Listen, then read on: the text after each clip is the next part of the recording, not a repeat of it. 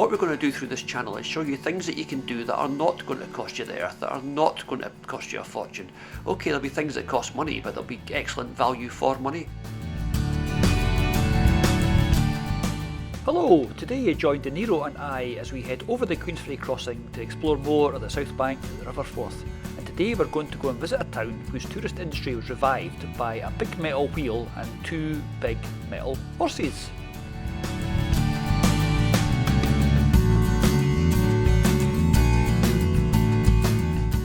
Falkirk is very accessible, sitting as it does on the rail network and next to the motorway, so you can drive, you get the train or you get the buses. Once you get there, getting about is easy thanks to the Forth bike scheme, which you can scoot about town and also use on the John Muir Way, which is safe and signposted for cycling and takes you all along the south bank of the River Forth. We said that Falkirk had gone from having no tourist attractions to having two pretty major ones, and now we're going to go and look at the first of those. This is the Falkirk Wheel. When they decided to try and reopen the canals across central Scotland, they had a big problem in Falkirk because where the original locks were had all been built over.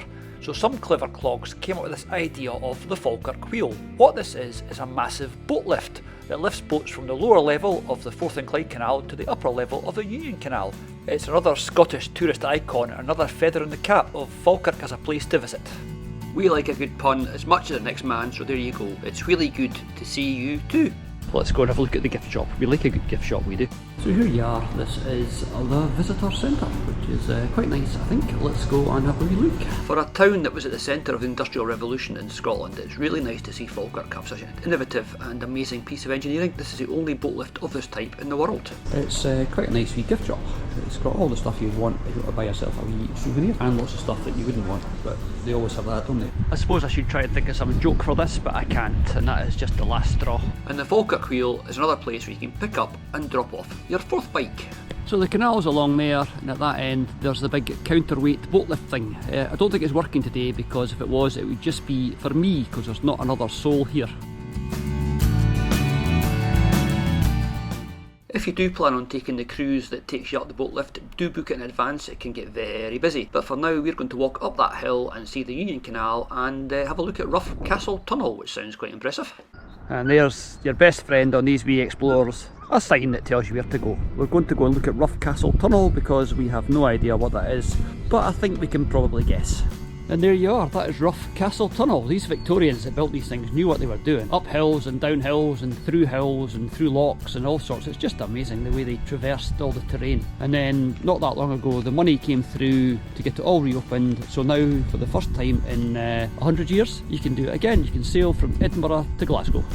And here we are on top of the tunnel, and there's the canal and the Falkirk Wheel, and beyond that the town itself, and then the hills in the distance. That's not a bad wee view, that, is it? And for anybody that's watched our bonus video, they'll know we like the John Muir Way. It goes from coast to coast. So there you have, this is the Forth and Clyde Canal, which links obviously the Forth and the Clyde. And up the top there is a Union Canal that goes right into the heart of Edinburgh. We will show you that one day. It's quite impressive. You're in the middle of a big city and there's this big canal basin. It's really quite smart. Right, the weather's got a wee bit better. Let's go and have a look at some ancient Roman stuff that is here as well. This is on the Antonine Wall, which we've mentioned at Bo'ness, but there's much more of it here to see, so let's go and have a wee look.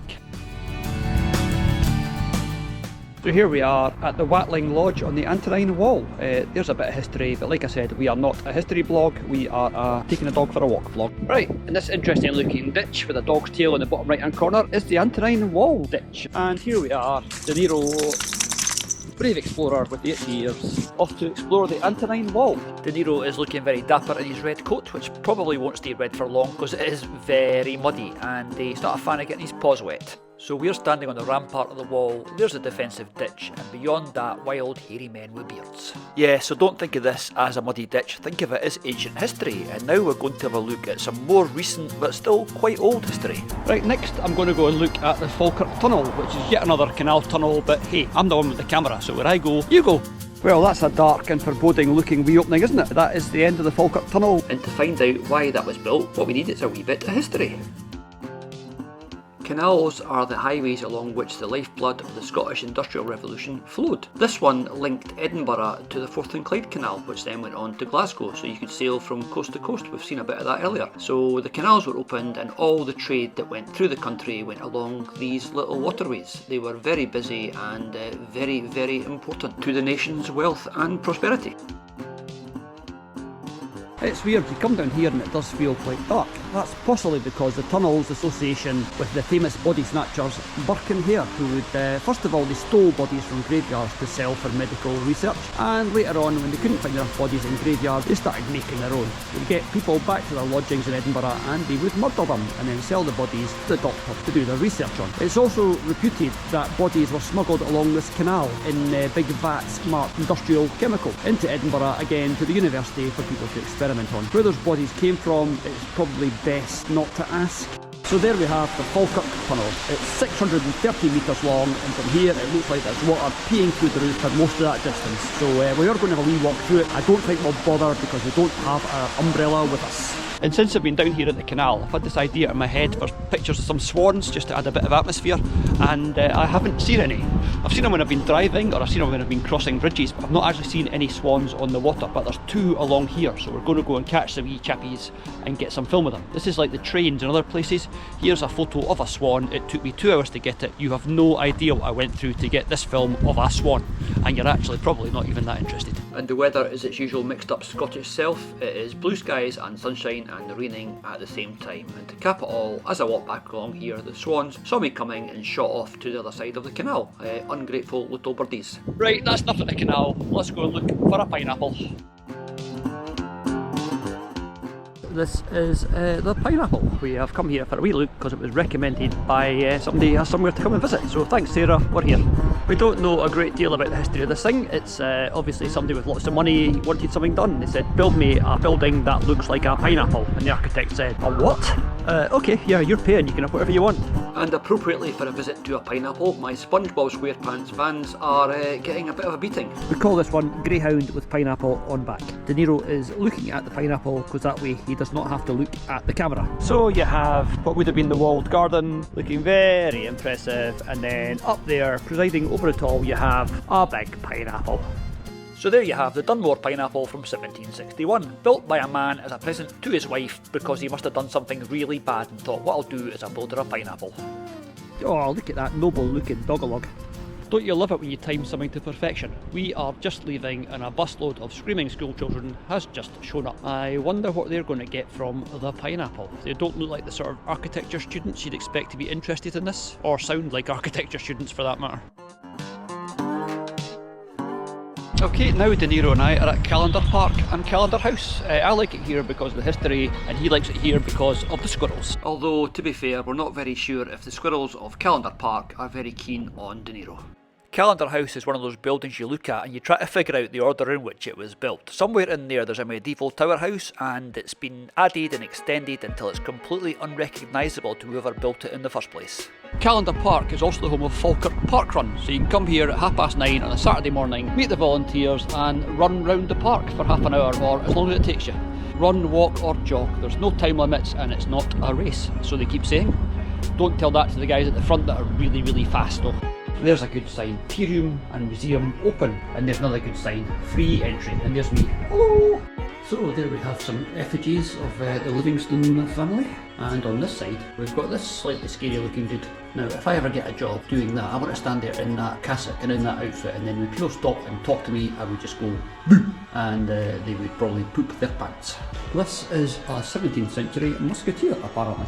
We often think of it as the English Civil War. It was actually more of a British affair. The Scots were involved and didn't entirely come off very well, getting well and truly thumped by Oliver Cromwell's army. You come to a museum like this and you see that Scottish history is much more nuanced than you're often led to believe. It's usually just painted as simply Scotland against England, but the Kilmarnock family who owned this house, his father fought on one side at the Battle of Culloden and the son fought on the other, so it's not quite as straightforward as you might think. This wee exhibit is about a local hero, a guy called James Fitzmaurice, who was a fighter ace in the First World War, who survived fighting the Germans and then went to America on a propaganda tour and crashed. And we mentioned Oliver Cromwell earlier. Well, this is the Cromwell Stairs, which you are not allowed to go up because they're far too precious. These old buildings are very time consuming and very expensive to maintain, so hats off to the guys that look after it, they do a grand job. And here we have a nice reproduction of a set of Roman armour. Now I wonder what the hairy Scotsman north of the wall would make when people showed up dressed like this. I mean, what would they think of this shiny army suddenly appearing? It must have been quite intimidating. Oh, spoiler sports, I was going to try one of those on, but they're locked in place, so you can't. And here's some of the jewellery that's been excavated over the years. These places are always interesting. You have no idea the history of a place till you actually start looking into what's been found and what's in the local museum. Local museums are always a great place to start any investigation anywhere you go in the world. And here's some of the town's old weights and measures. And all the little towns had their own weights and measures and their own police and their own everything. They were all like self-contained little fiefdoms for whoever was in charge. If you've watched our bonus video, you'll see we saw some pottery in the museum at Canal. Well, here's some more here. We really like this because it's all classical styles, but some of it you look at and you think, hang on, I recognise that. That's not a classical style at all. That is Edinburgh, like this plate round here. That is the Scott Monument in Edinburgh on a classical style from Bowness pottery. That is really quite cool. I like that a lot. This statue came from the Drill Hall in Grangemouth and it was made by the Grangemouth Coal Company. It's called Fidelity. It's a woman and a friendly wee dog. Now if you tried that with DeNiro, he'd probably have his paws on your shoulders. This is Mr. Karen's Ironworks, one of the first huge factories in Scotland, and they made all sorts of stuff. They made decorative ironwork, they made practical ironwork, and they made things like this, which is quite nice. We particularly like this bench, which is made of cast iron. It's always worrying when you see a museum and you think, that's deceptively like the record shops that I used to go into. Surely I'm not that old that I should be in a museum as well. Mind you, we're always in museums, we love a museum. No, I did not know that there was much of a clock making industry in Falkirk, but these are Falkirk long case clocks. They're really quite nice. But you had an awfully big house to fit them in. I suppose they were also used in businesses so people knew if they were late or not, so you get shouted at by the boss and get their pay docked. There's how the other half live, eh? Well, some people are crawling about in the mud, and the dirt and the filth from the factories and the grime from the coal. This is the dessert service of John Russell, the Provost of Falkirk. He did all right out of this wee tune. Here's a wee bit of history for you. But these are stamped with drain because if they were roof tiles they would have been taxed, so they wrote drain on them so the taxman knew that they weren't for a roof, they were for a drain, and therefore tax free. We do love all these old reconstructions. This is an old printer's workshop. One day we will take you to Salford, which is in England, near Manchester, where they've got a whole reconstructed oldie worldy Victorian street. This is a wee museum where the phrase something for everyone is literally true. But it was also the last thing we had time to do this day because we had to get DeNiro home for his tea. But obviously we had to come back because there's one very important thing that we haven't shown you yet. Guess what that is?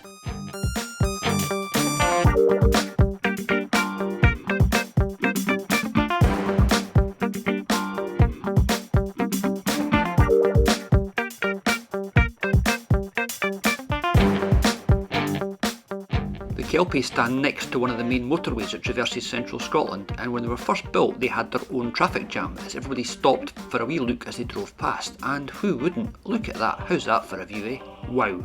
The Kelpies are the centrepiece of a development that they call Helix Park. It's 350 hectares of open green space between Falkirk and Grangemouth, covering an area that formerly wasn't particularly nice. So as well as the statues that everybody knows about, there's also a boating pond and a play area and all sorts of activities for the kids. It's a really great place to visit, and there's also the visitor centre and cafe. When this area was redeveloped and the statues were built, people at first weren't sure how it would go, if it would be popular. It has turned out to be a massive masterstroke. These things are absolutely iconic. I mean, they're literally world famous, and they've really put Falkirk on the tourist map.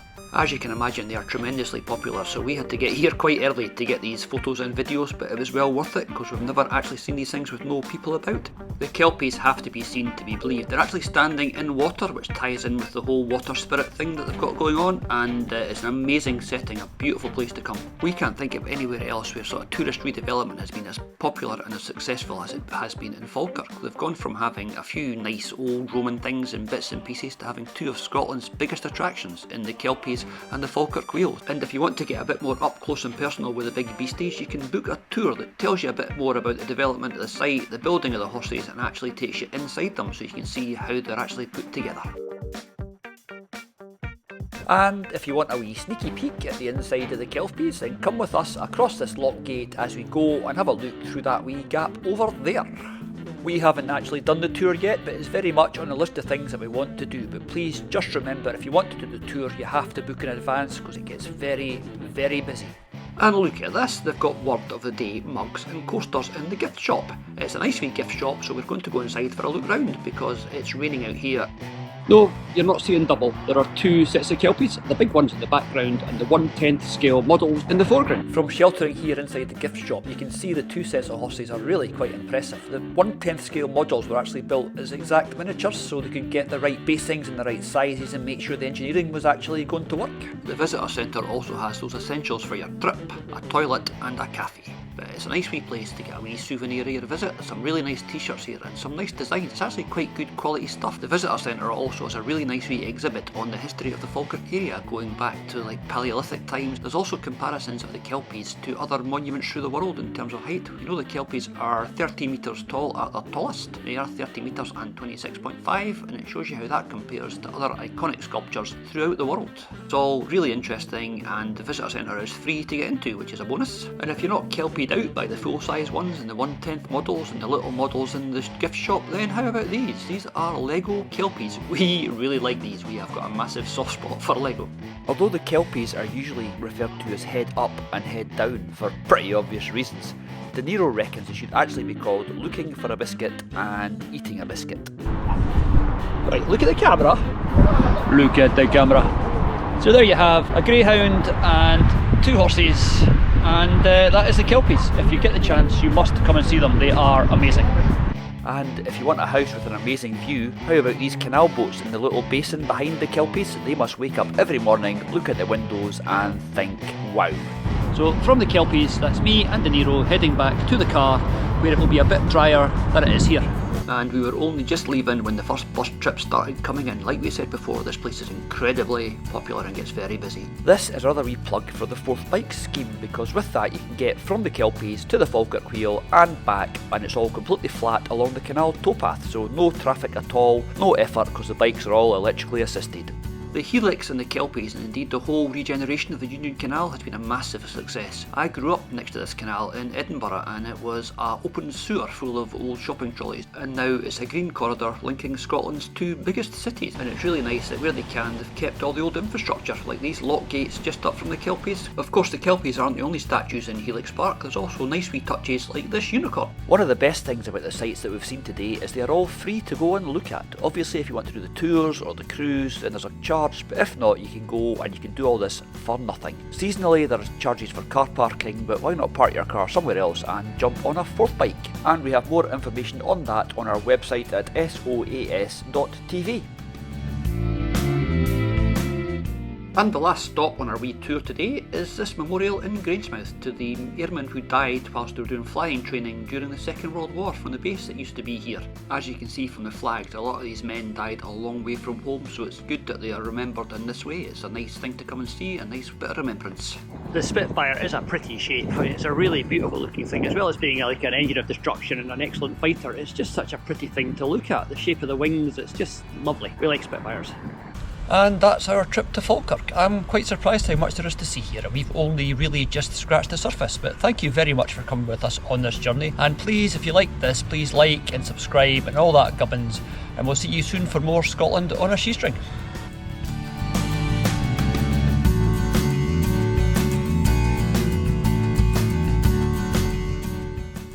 And here we see once again a greyhound completely incapacitated by the fact that his paw has gone over his lead. He's got his paw over his lead and he can't figure out how to sort it, so he's going to stand there until I go and sort it for him.